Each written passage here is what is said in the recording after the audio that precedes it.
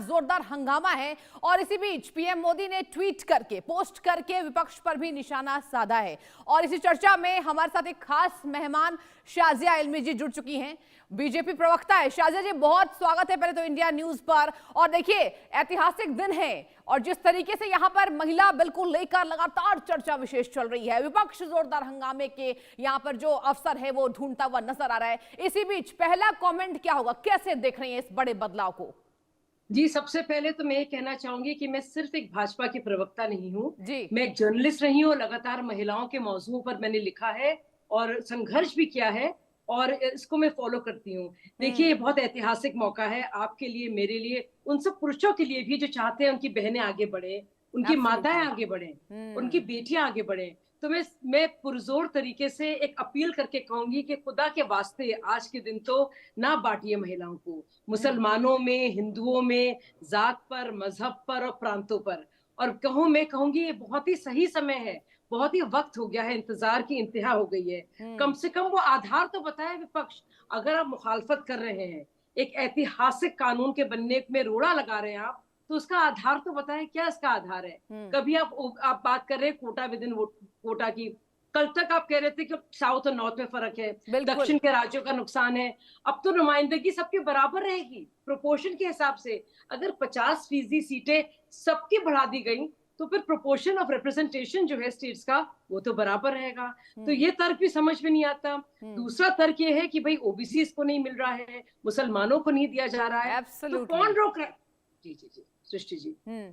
लेकिन शाजिया जी, देखिए, विपक्ष का साफ तौर पर यह आरोप है कि हम नारी वंदन अधिनियम के खिलाफ नहीं है, लेकिन हम खिलाफत है परिसीमन के। और ये यहाँ पर सरकार की चाल है। आधी रात कैसे ये तय होता है और क्या ये 29 के चुनाव के लिए हो रहा है? सरकार की मंशा यही है। साफ तौर पर देखिए, पूरा विपक्ष हंगामे के यहाँ पर आसार जो है वो करता नजर आ रहा है। इस पर आपका कमेंट क्या है? परिसीमन के हम अगेंस्ट हैं, लेकिन हम अधिनियम के अगेंस्ट नहीं है। जी सृष्टि जी, आपने बहुत ही जरूरी 2 सवाल उठाए हैं जी। टाइमिंग को लेकर, चुनाव से आप जो जोड़ा जा रहा है इसको, जो कि जरूरी सवाल है, और दूसरा परिसीमन का। देखिए, परिसीमन पहले भी हुआ है और 1971 में जब हुआ था तो वही रूल्स परिसीमन के थे जो अभी हैं। परिसीमन करने वाली जो अथॉरिटी होती है वो पूर्व सुप्रीम कोर्ट के जज होते हैं, जिसको डीलिमिटेशन कमीशन का हिस्सा माना जाता है, और वो मैंडेटेड संवैधानिक प्रक्रिया है। लेकिन हम लोग तो आबादी के आधार से कर नहीं रहे, क्योंकि साउथ के स्टेट्स का नुकसान होगा। इसमें 2011 के आंकड़े लिए जा रहे हैं, लेकिन उसके हिसाब से भी अगर किया जाएगा तब साउथ सफर करेगा। हम तो ये कह रहे हैं कि परिसीमन तो बाद में होगा। हम 50% दे रहे हैं सारे स्टेट्स को, यानी कि सबकी नुमाइंदगी बराबर है।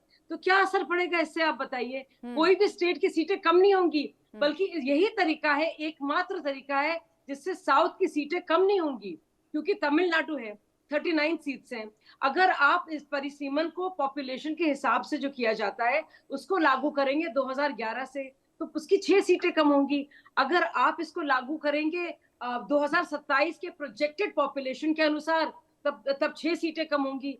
अब आप देखिए, अब तो 20 सीटें ज्यादा मिल रही हैं। तो मतलब आ बैल मुझे वार, अकल बड़ी की भैंस, ये जानबूझ के मुलतवी करने की कोशिश की जा रही है। प्रधानमंत्री जी ने कहा है, आप लोग क्रेडिट ले लीजिए कि कम से कम देश की महिलाओं के लिए इतनी बड़ी चीज हो रही है, तो आप इसका साथ दीजिए।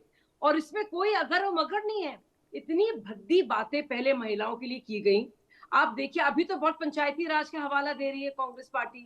अरे आप बताइए, अगर पंचायती राज आपने दिया है तो इसमें क्यों रोड़ा अटका रहे हैं जी? इसमें दिक्कत क्या है? इसमें मुझे समझ में नहीं आ रहा है कि इसमें अगर आपको कोटा विद इन कोटा में दिक्कत है, समाजवादी पार्टी कहते कि हम 33% जो रिजर्वेशन है मुस्लिम महिला को देंगे। धर्मेंद्र यादव कह दे, मैं अपनी सीट जो हूँ अगली बार नहीं लड़ूंगा, मैं अपनी सीट एक गरीब मुसलमान महिला को दूंगा। डिम्पल यादव कहते हैं, कौन रोक रहा है? दुनिया की कौन ताकत रोक रही है डिम्पल यादव को या अखिलेश यादव को ये कहने से कि अगली बार जब टिकट दिए जाएंगे तो हम लोग नहीं लेंगे, हमारा पूरा कुनबा नहीं लेगा, गरीब ओबीसी महिलाएं और मुसलमान लेंगी।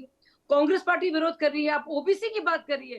कांग्रेस पार्टी ने जो पिछली बार बाकायदा, चाहे वो 98 हो, उसके 5 बार आया है, उसमें कहाँ ओबीसी का कोटा था? वो राज्यसभा में पारित हुआ था, लोकसभा में क्यों नहीं हुआ था?